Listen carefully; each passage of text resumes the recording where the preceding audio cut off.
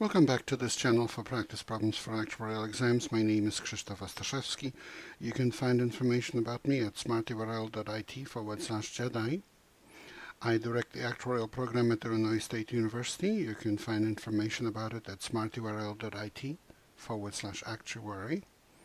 If you would like to make a tax-deductible donation to support our students, please go to smartyurl.it/help-ISU-actuary. Here's a problem for today for exam IFM. You are given the following set of diagrams for two-stock portfolio with expected return on the vertical axis and volatility on the horizontal axis. And remember, volatility refers to the standard deviation of the return. These diagrams are meant to help investors identify the set of efficient portfolios. Identify the diagram demonstrating the highest correlation between the two stocks. Here's a diagram for A, answer choice A.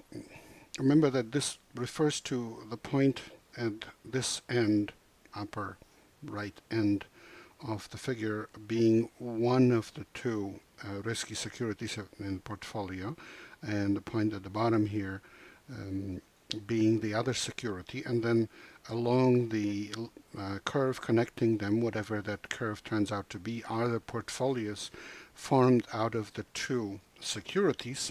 And because the two securities are at the endpoints, this all refers to portfolios created without leverage, so only portfolios that have positive allocations to both stocks. And if the curve connecting them is exactly a straight line from the one of the securities to the vertical axis, and then from the vertical axis to the second security, then this is a diagram of two portfolios created out of two securities that have perfect negative correlation. When they have perfect negative correlation, you can create a portfolio with zero variance out of the two, or zero volatility, and that's why you have that point on the vertical axis.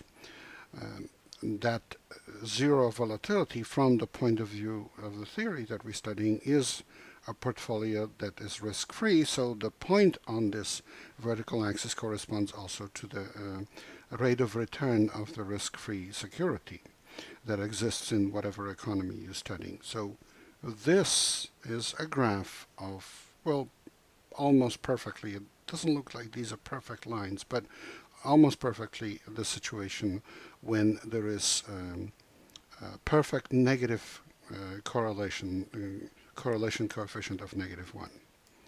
And here is answer choice B. And again, it's always a curve connecting one of the two securities with the other one, and along the curve we have their portfolios created with positive allocations to each security, with the two allocations adding up to 1. If the line connecting the two securities is a perfect straight line, that means that the two securities have correlation of returns of the two securities have correlation coefficient of 1. And this looks almost like a straight line, maybe not perfectly, so the correlation coefficient between them is somewhere very close to 1. An important thing to observe is, before we were looking in answer A at a straight line going to the vertical axis and back, another straight line. So that was the other extreme, a portfolio for the correlation coefficient of the two being -1. And actually, all other portfolios with correlation coefficients between -1 and 1 lie between those two lines. So this is a straight line, or almost a straight line, but let's assume it's a straight line connecting two securities. That's correlation coefficient of 1. Correlation coefficient of -1 means a line going to the vertical axis and back. And anything that lies between those two, so something like this or like that, is a correlation coefficient between -1 and 1. And we know, of course, that correlation coefficient is a number that lies between -1 and 1, with both ends included. With -1, it's perfect negative correlation. With +1, it's perfect positive correlation. So this is either perfect positive correlation of 1 or almost that. And here is answer C. So we see now that the curve is somewhere between the two extreme cases we had in A and B, and it's relatively close to the case of correlation coefficient of 1. So this is the situation where most likely correlation is positive, relatively close to 1, and it's less than 1. It's not a straight line, so it's less than 1. And here is answer D. Well, what do we see here? It's a curve connecting the 2 points, but it's now moved closer to -1. So what we know is that correlation coefficient here is between -1 and 1, and it's moved closer to -1 versus what we had in the previous answer.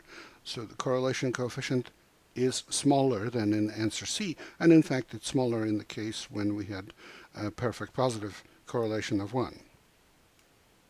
And here's a reminder of the purpose of answer E is a reminder of the purpose of actuarial exams. So what is the purpose of actuarial exams? It's the same as the purpose of a boot camp in the military. What is the purpose of the boot camp in the military? It's to get rid of you. And what is your objective? Well, your objective is to not give them the satisfaction. So you should know that this answer choice doesn't make sense because these portfolios are not efficient. A collection of portfolios created out of the two securities at the endpoints that are efficient are on the curve that curves the other way than this one. Basically, that's the idea. It's not going to be looking this way, but rather that way, because it consists of all portfolios that have the highest expected return for a given volatility. So of course anything that is higher will be preferable to anything that is lower. So this is not going to be a picture of a set of efficient portfolios.